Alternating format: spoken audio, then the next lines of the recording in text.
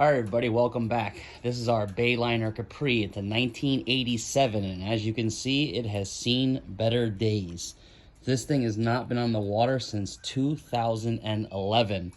We're gonna throw a battery in it and see if we can get something going. All right, we had to do a ton of work to get this motor to even spin over by hand. It was seized over. We had to put some WD-40 in the cylinders, and we had to bust the ignition out.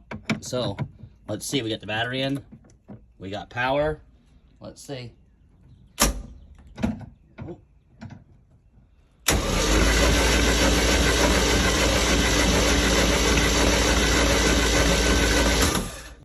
All right, I think we have success.